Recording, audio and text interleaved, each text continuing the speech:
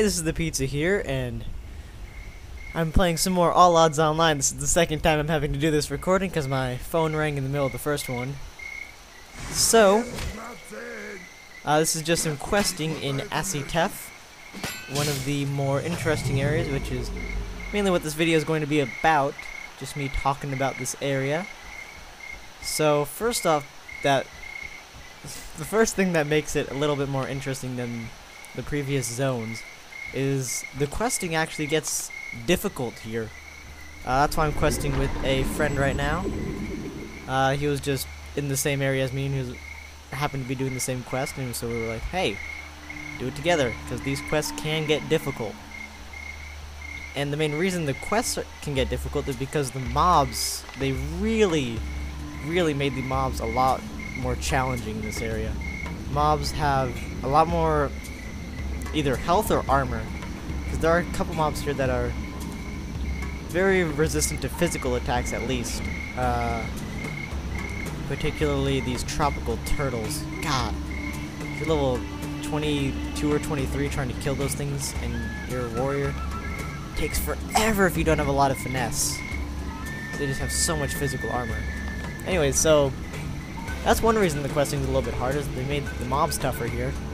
And you'll get here at around level 23, 24. After, if you're Imperial, it'll be after the Wild Isles. And so, another thing that makes this zone difficult for questing, well, difficult for about half the quests, it is a entirely PvP zone. Which you'll see some PvP in this video. You'll actually see my first instance of PvP in this video. And by instance of PvP, I don't mean like there's a PvP instance. I mean that, you know, the first time I encountered PvP in this game. So, the way the PvP works in this zone is right now, I am attacking a League missionary. Now, if you didn't already know, the game is centered around the two factions, the Imperials and the League. So, there you go, Empire League. And if you attack a mob of the opposing faction, you will instantly have your PvP turned on. So the way you can tell if the mob is going to turn your PvP on is in the upper left-hand corner of the enemy's character portrait. You should see either crossed swords with the red background, and that would mean that yes, they will turn your Flag of War on. Flag of War is what enables you to do PvP. And if it's the green shield and sword, then it's fine, and they won't cause you to do PvP. So in this friggin' mage is just destroying. Some of the mage skills are really powerful. I call them mages. I know they have different class names in this game. Oh, and there's a League person right there. We both have our Flag of War on because we were attacking those missionaries. So, got to be careful. Was he level 28? Can't read it. Oh well. So I think we're both level 24, 25 at this point. This was actually recorded before Lab 13, but I decided to get Lab 13 out first because the instances are usually more interesting, but, you know, zones can be cool too. And what we're trying to do here is capture a site of power, which would be that glowing blue tornado in the right side of the screen. And so, I'm typing so I didn't see him call out that there is in fact a League here, so after I stop typing I see it, and sure enough, there's a League soldier right there. So, we agree on teleporting back. And let me get back to what makes the zone interesting. So, some of the quests will require you to kill the mobs that will force you to go into PvP. And once you're into PvP, you have to not engage in any PvP activities for 5 minutes to get out of it. Or die, which is the less preferred option. And so he starts teleporting first, and I'm like, oh crap, better start teleporting myself.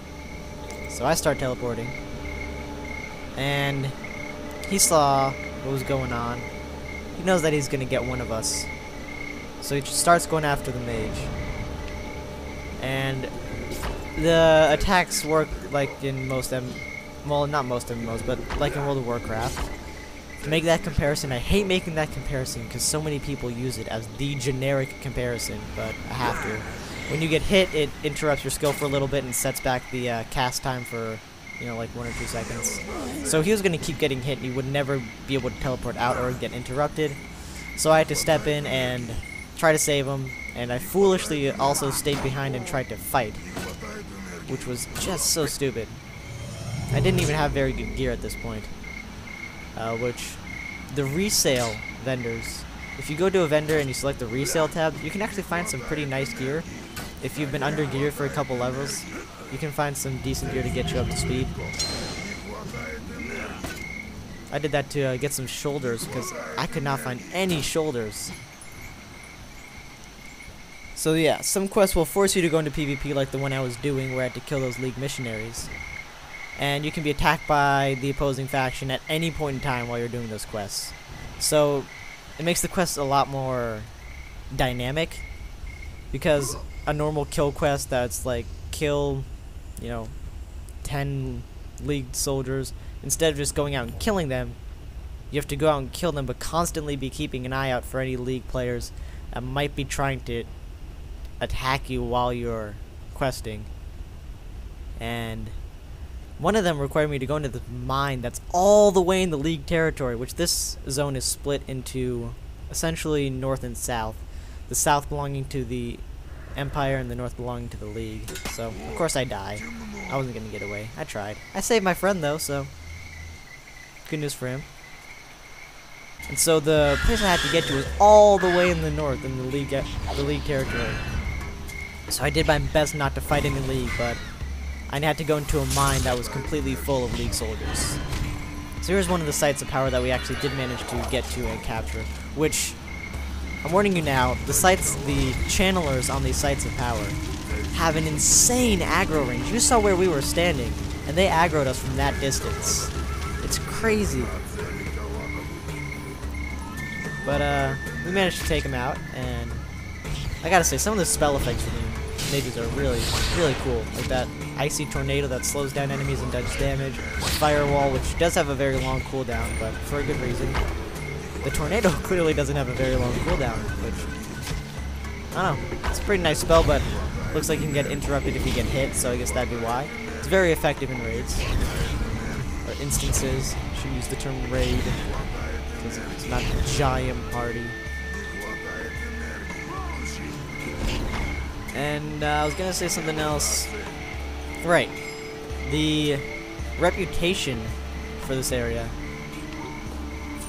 In each zone there are reputation quests that you can do as often as you want to build up reputation for that faction. And in this faction, I believe the reputation for both is the whatever army. So it would be the League army, and it's the Imperial army for the Empire. And the reputation quest is a PvP quest where you have to go out and kill soldiers who are NPCs, but are smack dab in the middle of the map, right around Tensa's Temple, which is an instance that I will hopefully be getting to soon, but it's a little iffy, because I'm not 100% sure on it. I did recently join a new guild, Hostile. Almost got stuck here. And, well, my screen just went black, but I'm sure it'll be showing video right now for you guys. And this is a clip where we fight an astral demon to get to level 3 patronage. So there you go. And I won't really be able to say much else about it other than that the demon spawns behind us when we were both staring straight at the crystal. You can still hear it, so I kind of know what's going on. So the reputation quest is smack dab in the middle of the map. Very, very risky to perform. But that's what makes it interesting. You know, that's what makes this zone different from most zones. There's a constant threat of being killed when you're doing normal questing, which is why you should always carry around at least 5 holy charms. I think I actually forgot to equip holy charms one time and managed to curse one of my items, which sucked. Cursed items basically, instead of adding whatever stats they would add, they subtract those, which clearly is not beneficial. It is the exact opposite of beneficial, is detrimental. And my monitor just went into sleep mode. So that's really all I got to say about this zone. It's very... I didn't like it at first, I'll say that. At first, at level 23 through 24, I absolutely hated this zone. It was just so difficult to go questing, and it was taking forever. But once I got into 25, 26, which I'm level 26 right now, I like it. It's a nice zone. And once you get used to the PvP and accept the fact that you will die when you're just out questing, then it's nice. It's a very fun zone. And I have killed 1 or 2 League players, so kind of proud of that. Kind of proud. Although I killed 1 League player and they of course called out my position to everyone in the zone. So 2 minutes later, League came back and attacked me. This clip just showed up on my screen because the black screen just went away. I just followed around these League because I was in a party where these 2 guys were supposed to kill him, but they never ended up killing him. An example of when the quests get interesting is, the same quest I was mentioning where I had to go into a mine full of League soldiers. So I go into the mine, I do manage to get the quest done, over with, get out of there before being killed by any League, and not 5 minutes later, someone places a war banner, or someone with a war banner stands right where I was. And you can see people who have war banners on the map. They're basically, it's part of a quest that you can do for reputation and experience. You have to kill 5 players while you have a war banner activated, and when you have the war banner activated, your position and faction is located on the map, basically telling people, come and get me, try and fight me, try and kill me. I want to kill you so I can get this experience. And combat glory, which I haven't fully figured out the PvP ranks yet. I'll be getting to that soon, because I have a little bit of combat glory, so I'm going to see if I can turn that into recruit rank. And the rest of this video is just going to be me following these League around, making them paranoid. It's pretty fun. Pretty fun. I have my flag of war off, so that's why they can't attack me. They have their flags of war on, you can tell by the red names. Or you can just, scroll over them and see that, yes, they have the flag of war on. And they're here looking for some PvP. Either that or doing quests, I'm not quite sure.